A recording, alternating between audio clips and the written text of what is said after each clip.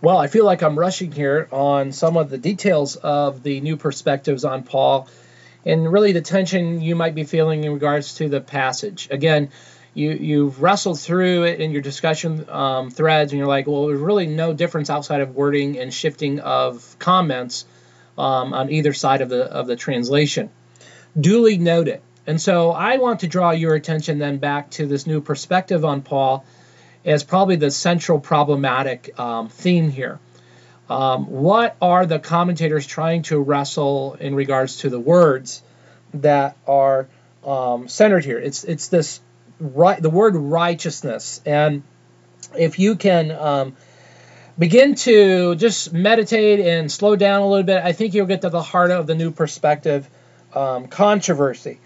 So Paul here is arguing a negative perspective on how the law is viewed. It may be, as Douglas Moo again states in his commentary, that there is no self-salvation. There's not this new club. There's not this special allegiance to being a part of this membership group that will make you heaven-bound or justified by God. Moo is probably correct that Judaism formed an inherent legalism, that they began to forming this superiority of nomism, this covenant nomism that branded people and said, well, this is where you have to attain in order to be righteous before God. So how do we resolve the tension here? How do we get to maybe some bridging the cultural gap, the tension theologically? And so let me just say this. Number one, the law brings consciousness of sin. We can agree on that. The law brings consciousness of sin.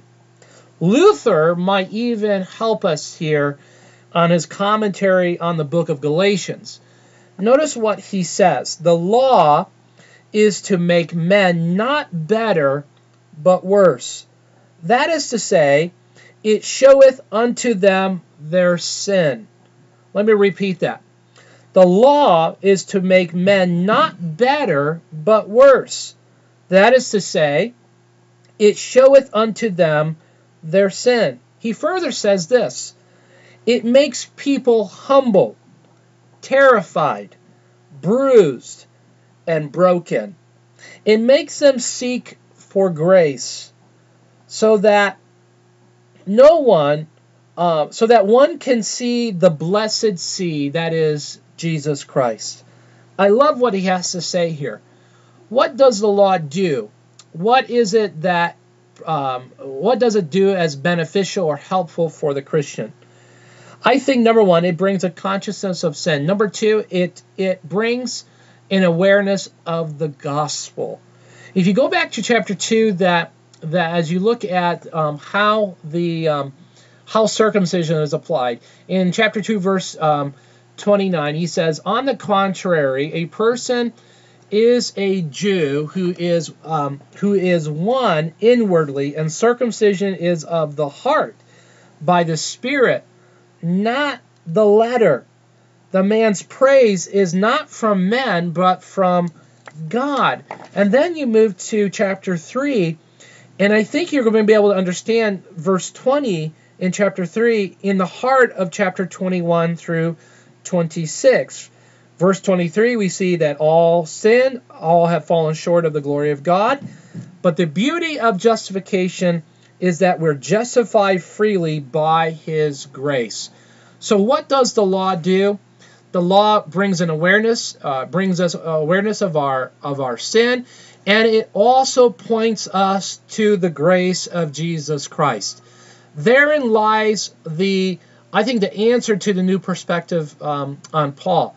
It's one that I don't agree with, but if I could help someone who holds to the new perspective, such as N.T. Wright, that what the law is trying to do here in Romans is point to grace, point toward justification, point toward propitiation, point toward redemption. All those theological, jam-packed, full details of our salvation as we look at the totality of the book of Romans. And then When you get to the heart of the gospel in chapter 10, and then you see chapter 12, where it gets really practical for the Christian, what the law is merely doing is pointing us toward grace, pointing us toward Jesus, who's the fulfillment of the law, and he extends grace and gives us mercy. And that gospel goes to the ends of the earth, and this is why those who bring the gospel have beautiful feet, as described in Romans 10.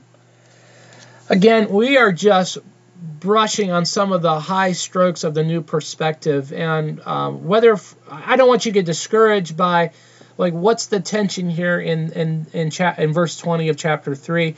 I would say this is where the new perspective individuals sink their teeth deep down. What is this works of righteousness? How are we to interpret it? And are we interpreting it from a Western perspective? So is our view of justification warped by the Reformation, and therefore, because of the Reformation, we see justification, redemption, and propitiation through rose-colored glasses? Maybe so, and I would say maybe not. And your encouragement is to search the Scriptures, and I'm probably where Douglas Moo is at. He's pretty top-notch on his evangelical view on the book of Romans, and takes a very conservative point of view.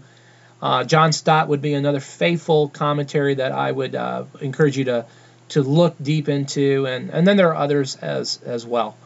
If you have further questions, email me, call me. I'm glad to talk with you about it some more.